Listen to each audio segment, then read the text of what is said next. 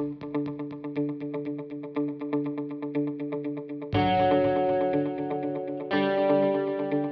presenter today is Mr. Doug Nordstrom. He's got 25 years experience with SwageLock. Currently, he's the Senior Product Manager for hose products with SwageLock. He's worked in a variety of different product areas and has experience all around. And he's got engineering degree from Case Western University and MBA from Kent State University. So a lot of good knowledge there. Go ahead and take it away, Doug. Okay, thanks, Jen. And yeah, thank you to everyone that's been able to join with us today. What we're going to get into today in the half hour are some more detailed considerations to take into account when selecting a Teflon or pure fluoropolymer core hose. Those are going to be static dissipation and also permeation rates. And then we're going to talk about metal hose construction and also how that can impact its performance with pressure impulses. These are a little more detailed topics than what we reviewed in session 1 and 2. So again, it will take probably the full 30 minutes. And at the end, we're going to discuss hose failure modes and how that's important in understanding the safety precautions that must be taken into account when using hoses in your fluid system. And as Jen mentioned, this is part 3. Our first 2 parts are available to people that signed up for this. So again, reach out to your SwageLock representative for these topics. What we reviewed, just as a reminder, in Tech Talk 1, we talked about how hoses are made, types, and construction, and how to route them to avoid kinking and damaging hoses. In Tech Talk 2, we dove in a little more into the 4 different components that make up a hose and what the important considerations are when selecting a hose for particular applications with those 4 components, and then had a process for going through that selection process for a given application. So with that, we're going to get started with discussing more about Teflon or fluoropolymer hoses. And what this means is the inner core of the hose is a Teflon or similar material, as shown in this picture. That's the material that sees the media flowing through the hose. And as a reminder, the hose is then reinforced with braid material that gives it its strength. And then a lot of times covered, and the end connection is crimped on, it's squeezed onto the end of the hose. That's how that connection's made. These are very common hoses used in general industrial applications because of its high level of flexibility, excellent cleanability, they're very easy to wash out, and basically as good of chemical compatibility as you can find in any material for most applications. So that they end up being a very common hose when looking at a lot of GI market applications. They also have come a long way recently with braid designs and how the braid's put on to give the hose more hoop strength. One of the downsides of Teflon hoses used to be that they kink easily, or they crush easily, or they collapse easily in vacuum applications. And there have been a lot of advancements to bring these along so that they don't get damaged from kinking or collapse. 2 of the considerations to look out for, though, you could say are negatives in some applications. One is that it permeates gas. Teflon has permeability with a lot of different gas molecules, and so the gas will flow out of the actual hose. Even though the hose has no physical damage or leaks in it, it still will permeate gas out of it.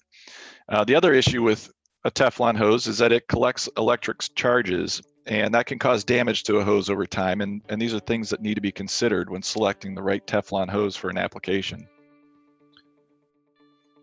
So with that, we're going to start with the second one of those 2 topics, with dissipating static, collecting a static charge on the inside and then dissipating it through the hose.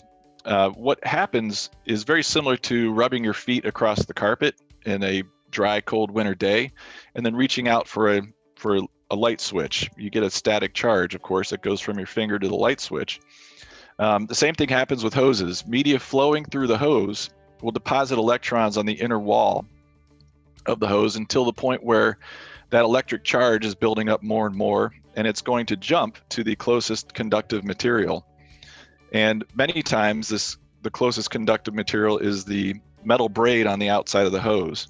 So you have a static charge that dissipates right through the core, and essentially it creates a small little lightning bolt. And what's left over behind is a hole through the middle of the core of the hose. This is something that needs to be watched for, and there's ways around it, but this is one of our most common issues that we see, if not the most common issue we see when working with users of our Teflon core hoses. The factors, again, very similar to shuffling your feet on the carpet. They're very similar factors apply here as well. Things like velocity, so the faster you shuffle your feet or the faster the media flows through the hose. Things like humidity and temperature will cause this to happen more. But then maybe most importantly is it depends on the media. Certain fluids, certain gases and liquids have a tendency to deposit electrons more than others. So we've started to collect a list of these media that we see issues with when we're evaluating hose troubleshooting. And a lot of these are very, again, common general industrial media applications. A lot of hydrocarbons you see on this list, of course, which is a very common application for many of our hoses, but also steam. Now that's a key one. Steam is a very common media, and steam will deposit electrons on the inside of a hose. So again, this is just a partial list as well. So when in doubt, contact your Swagelok hose advisor, and we can help you determine if it's going to be a media that is likely to deposit electrons on the hose and cause this static charge. There are easy ways to solve this problem.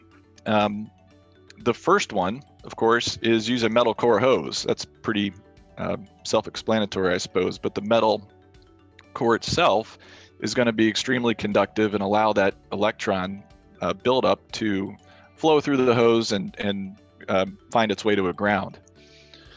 But if a metal hose is not desired for the application, and there's plenty of reasons why that could be, we'll get into some of those in a little bit. There's ways to make a Teflon hose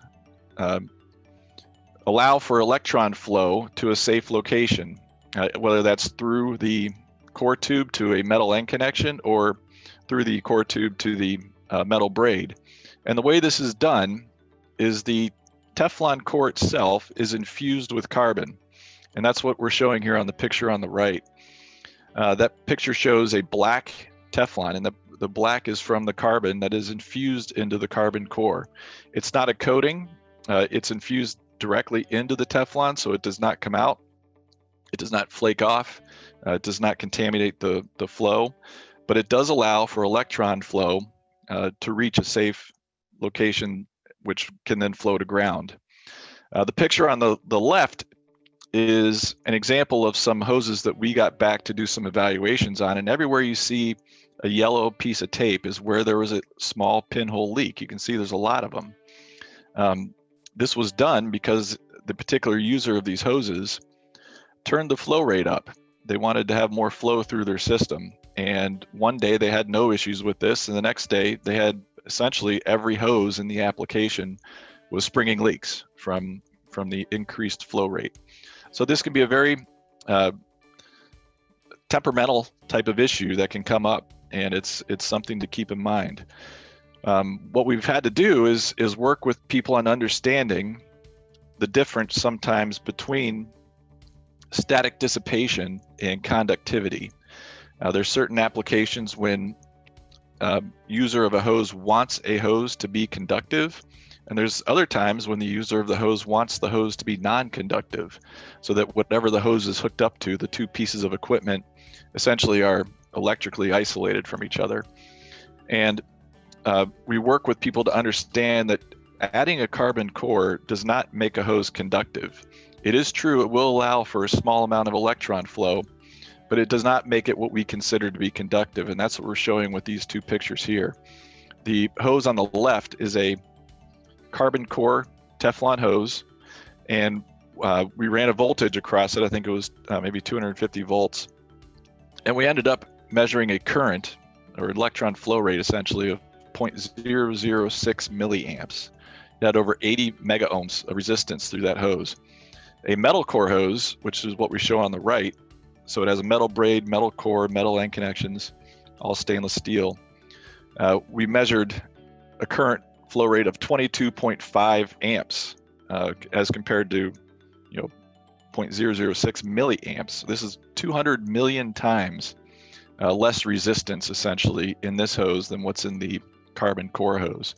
So basically, again, just showing the difference between what we consider a conductive hose, which is acting similar to an electrical wire, and a carbon core Teflon hose, which is just dissipating enough static so that it does not cause the static charge to spring a leak in the hose. And just as a note, without the carbon core, you essentially have infinite resistance. That's the difference that what we're doing here is we're decreasing, if you will, the resistance from infinity to, in this case, 80 mega ohms. So it's still just a very, very non-conductive hose, but it's enough to solve this problem. So again, what we recommend is everyone needs to understand the likeliness of causing a static charge based on the media. When in doubt, use the carbon core hose. It is always a safer way to go. And again, if you're interested in understanding more whether or not you need a hose that's conductive, static dissipative, both, or neither, we can always help out with our hose advisors and Swagelok sales associates on understanding that. But a static dissipative hose does not make it necessarily conductive. Okay, the second topic with Teflon hoses is permeation. And I think people probably are aware of what permeation is. It's the flow of gas molecules, especially through a solid wall. And in this case, that's the Teflon core. The smaller the gas molecule, the faster the permeation rate will be, and vice versa. The larger the molecule, the slower. This can be a safety concern, though, because obviously in a confined area, if you're permeating out something other than oxygen or air, it can cause an asphyxiation concern because permeation rates can be fairly high. It also could be an explosive gas, so that could cause an issue. So understanding permeation and permeation needs of an application are key when selecting a Teflon hose. And we've done a lot of studying on this.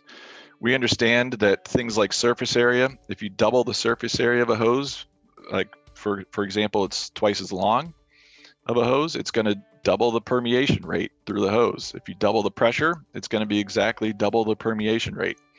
Temperature, the higher the temperature, the molecules move faster and it will permeate faster. But that's with absolute temperature, of course, so it's not quite as much of a factor. Wall thickness, a thicker wall makes it permeate slower, but the last issue here, the sintering method, is something we've learned a lot about, and it's a key in understanding how much permeation is going to occur with a Teflon hose. And this shows an example of a hose that we've done some testing on. We took a non-sintered Teflon core hose, 1/4 inch in diameter, and pressurized to 3,000 psi, measured the permeation rate. And the amount of permeation leaving the hose was 150 cc's per 1 foot of hose per hour. So for a 1 foot hose, in about 7 hours, you would permeate an entire liter of gas, which can be significant for only a 1 foot hose. If we take that same core and we do a process called slow sintering, which is like putting the core material through a pizza oven that flows the pizza in one side and out the other. This tightens up the bond. It bakes the core and tightens up the bond and makes the porosity essentially of the Teflon lower. This same hose now drops to only 20 cc's per foot per hour. So it drops in a factor of about 7 or 8, 7.5. That same hose, if we take the original core and put it in a post-sintering process, which is like baking a cake in an oven, and we leave it there for a long, extensive period of time, it bakes it even tighter, and that same hose now drops to 4 cc's per foot per hour, about 40 times less permeation rate. And so the key here, obviously, is that it's important to understand when using a Teflon hose in a gas application with a either expensive, dangerous gas, it's important to understand how that hose was made. And very often those questions aren't asked when selecting a Teflon hose for a gas application, because you can have obviously here you see a wide range in performance of the same basic construction of hose, just based on sintering type. So again, the summary here is a post-sintering method on a PTFE hose will give the best results. That drops it by about 40 times in that particular example. A slow sintering process will improve the results quite a bit, but not to the level of post-sintering. Both come, of course, with a certain cost. Post-sintering costs more to do.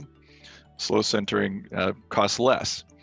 But it's important to understand what's needed for the application and ask your hose supplier how hoses are made so that you know you're going to get the right hose for the job. Okay, with that, we're going to move on to some metal hoses. So when a Teflon hose doesn't do the job, a lot of times a metal hose is better for that particular application. And the two main reasons why that can be is even the permeation rate of that post-sintering method might still be too high. Metal hoses essentially eliminate permeation. Now, gases will permeate at a very small level through metal to the point where you can't really even measure it, but it essentially eliminates permeation. And it also, of course, allows for extreme temperatures up to 800, 900, or 1,000 degrees Fahrenheit. So that's the second reason a lot of times we see metal hoses being preferred. The negatives that come along with a metal hose is that, of course, metal hose, similar to like bending a paper clip, the more you bend a metal hose, the more you work hard into the material, and it becomes brittle. It also becomes more brittle with pressure impulses. And so what this means is the pressure on the inside of the metal core increases and decreases at a very fast rate, and it swells and contracts those convolutions you see in this picture to the point where it's causing fatigue eventually at the root. So this is my little chart on how to explain what we call pressure impulse. It all has to do with the pressure increase and decrease speed. So if you imagine turning on and off a needle valve, multi-turn needle valve, that would cause a pressure cycle. It would allow the pressure to build up slowly and decrease slowly. That's not what we're talking about with a pressure impulse. What we mean here is the red line, which is a rapid increase and decrease. So if you imagine turning a ball valve on and off, that would cause a pressure impulse. The pressure would increase instantly and essentially decrease instantly. And that is what can cause damage in various types of hoses, especially metal core hoses. So again, the pressure on the inside of these convolutions increases and presses outward up and down the length of the hose and causes the core root of the convolution to bend in and out. And when that happens, it work hardens and eventually it will snap and crack, even when the hose isn't being moved. Because what's happening is the actual core material is moving. It's moving a lot more than you would imagine. The convolutions almost get to the point where they touch each other at the max working pressure of a lot of hoses. So there's quite a bit of movement, even though the hose itself might not be moving. Something to keep in mind, though, is that this is an issue also, pressure impulses with PTFE hoses as well. They perform better with pressure impulse, but the fast pressure increase causes rapid permeation, like we just talked about permeation, and that the gas molecules start to flow into the core very quickly.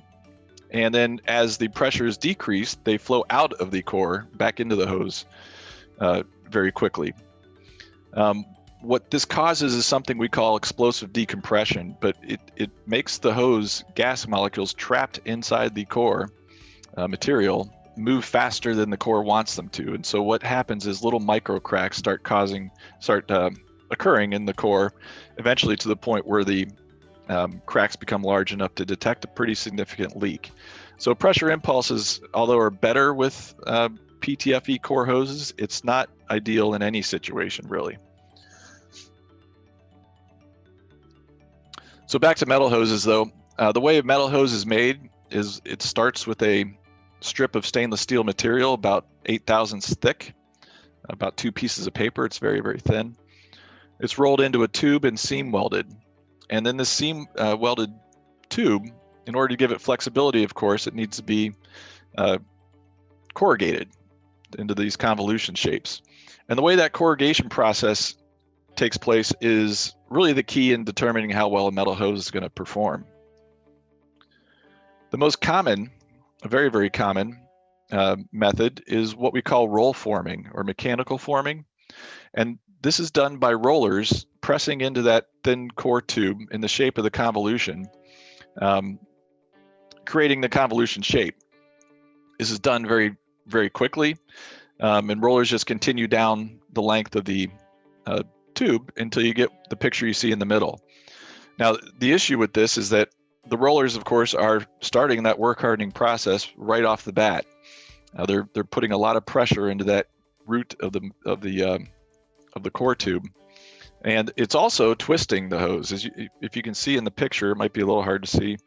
The seam weld wraps around the top of the hose, so this is putting a twist into the core tube, and that twisting force, that torque that's built into that core tube, creates a very early failure in dynamic or pressure impulse applications. And what you end up with is the picture on the right, where you see cracks that have formed based on either dynamic motion or pressure impulses over time. That's where the failure will eventually occur, because that's where the work hardening happened, and there's been too much motion for that hose to withstand either the dynamic motion or the pressure impulses. An alternative way of making those convolutions is through a process called hydroforming or crimp forming. Basically the same thing, but the thin tube is put in, the mandrel is put down the middle of it and pressurized to an extreme level, 3,000 psi or so, and that thin tube cannot withstand that kind of pressure, so it begins to expand, but not allowed to burst because it's inside of a mold that is in the shape of the convolutions. What this allows the hose to do is spread out all the force of that forming force, so everywhere is pressurized the same. It minimizes greatly the work hardening effect that you have with mechanical roll forming, and it also completely eliminates the twist that you have in roll forming. So the hose is able to withstand many more dynamic cycles or pressure impulse cycles before it reaches the same level of work hardening and eventually fails. Again, it comes with a negative as well too, of course. It's not done as fast, it's more expensive equipment, and so it adds to the overall cost of manufacturing the hose. So when we look at permeation versus pressure impulses, what I'm showing here is a relative permeation rate. It's essentially a unitless number. If you say metal permeates at about a level of 1, a standard PTFE hose, jumping down to nearly the bottom of the list here, will permeate about 100,000 times more than metal, and that's significant, of course. As we slow sinter that hose, it drops the permeation rate by about 5, and or about 5 to 7 it was really, and as we post sinter that hose, it drops it by about 35 to 40 from the original level. So it drops it to only about a 3,000 factor more than metal, but a good factor of 35 to 40 less than just a standard PTFE. As we look at that same comparison with impulse life, and this test was done at about a 3,000 psi level. So these hoses were all rated about 3,000 psi, and we just simply impulsed it using a ball valve, cycling on and off. And this was the approximate life we got out of various hoses that were rated to 3,000 psi.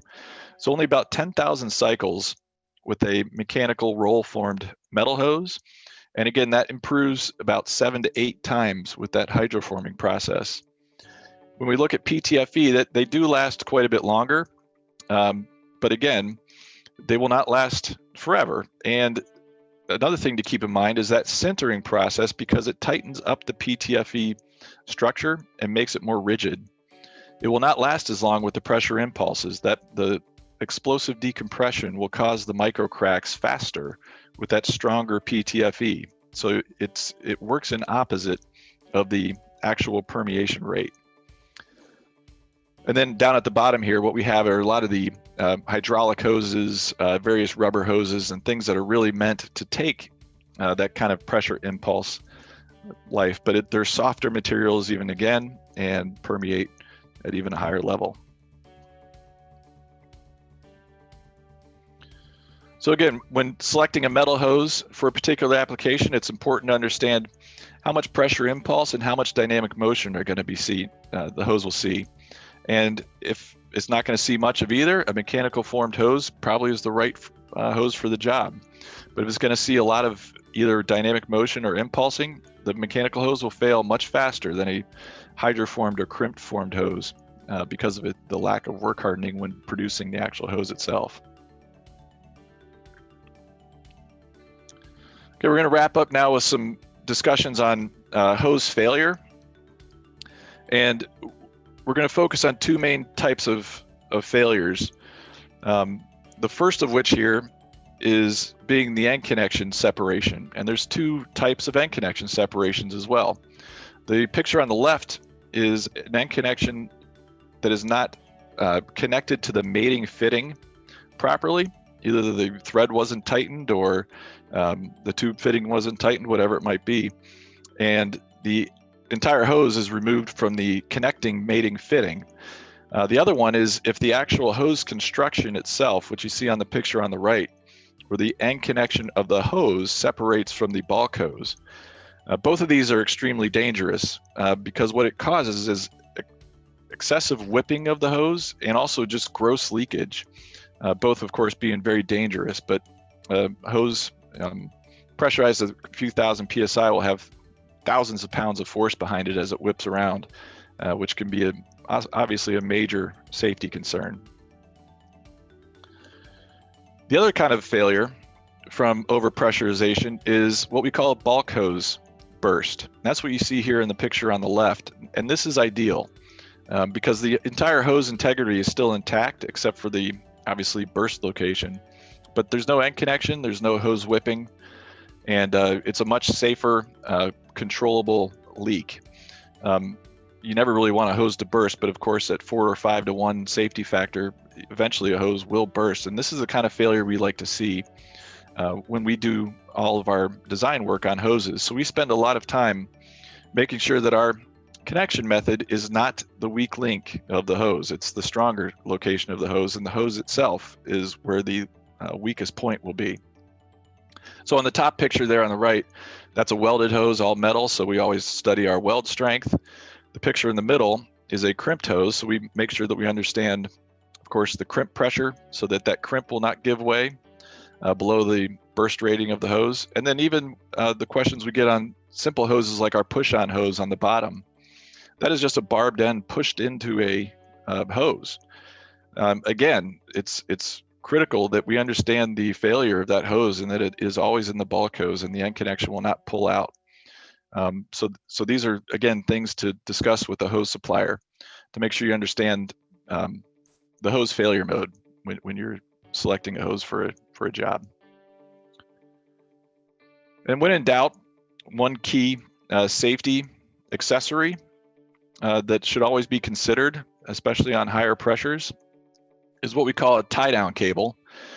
And what a tie-down cable should do is two things. First of all, connect the hose to the end connection, which you see on the arrow on the left. There's a bracket that connects the actual hose cable to the hose and then also to the end connection. So if anything were to happen with hose separation, that hose end connection cannot come off of the hose.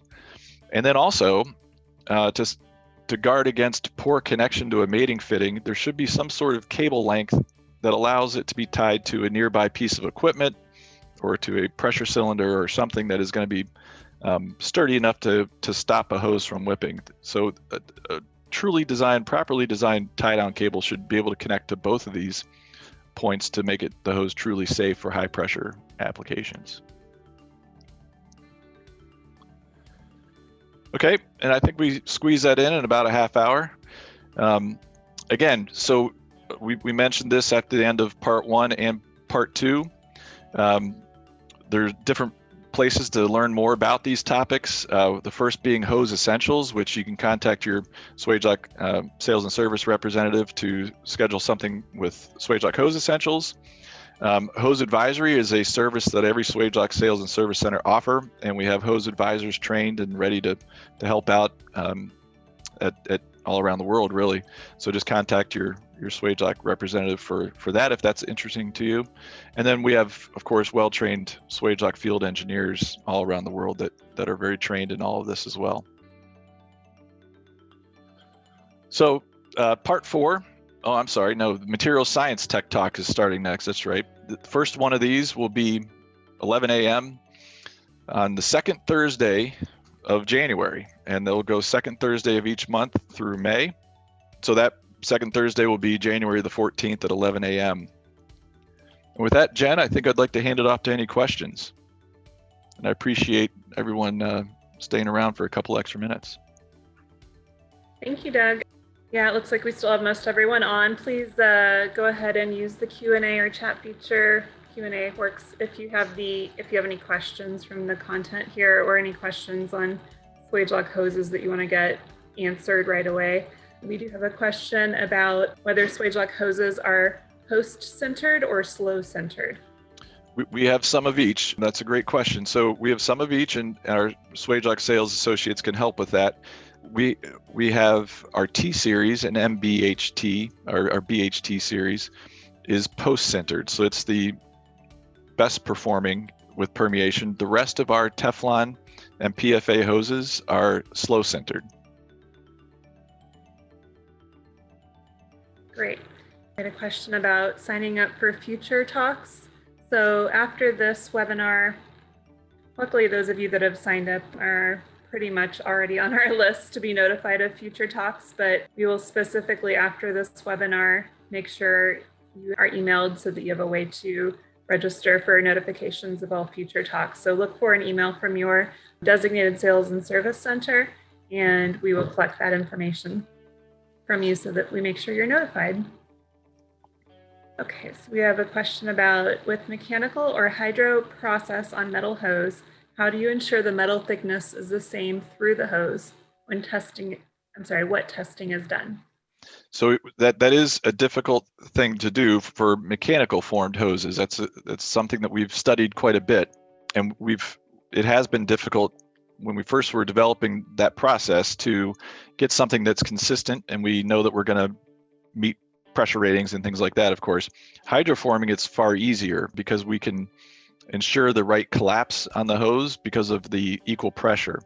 So with mechanical forming, we've had to do a lot of cross-sectioning and validation and statistical studies to make sure that we understand the rolling pressure and rolling speeds versus what the result is in the thickness. But it's just been over a lot of basic validation and statistical part studying of cross-sectioning hoses. I hope that answers the question. All right, looks like that is it for today. So we appreciate everyone's time. Thank you, Doug. Yes, thank you, everyone. Oh, we do have one more question popping up here. So if you want to stay on with Bishop's question, how well do these hoses stand up to propane and butane? Hydrocarbons such as hexane was addressed, but not other hydrocarbon. So I think that question is probably in regards to the carbon core requirement for a lot of hydrocarbons. Propane and butane are also issues that we've seen. So if using any hydrocarbon, I generally recommend going with a carbon core. So that would include propane and butane as well, of course. Is there a critical pressure at which impulse no longer matters? Yeah, so that's something we've done a lot of studying on as well. We generally say if the pressure increase and decrease is under a third of the pressure rating, so that's pretty low. So if we have a hose that's rated to 3,000 psi, we feel that it is not appropriate to impulse the hose, a metal hose, above 1,000 psi. So it's a lot of kind of wasted psi, if you will. Anything above that 1/3 level, it can be starting to damage the hose significantly.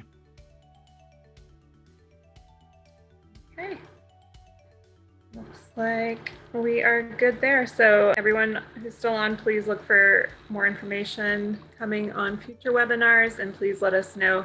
You'll get a contact if you have any further questions you need answered, and we can get Doug's expertise if needed as well. Thank you so much, Doug. Thank you, everybody.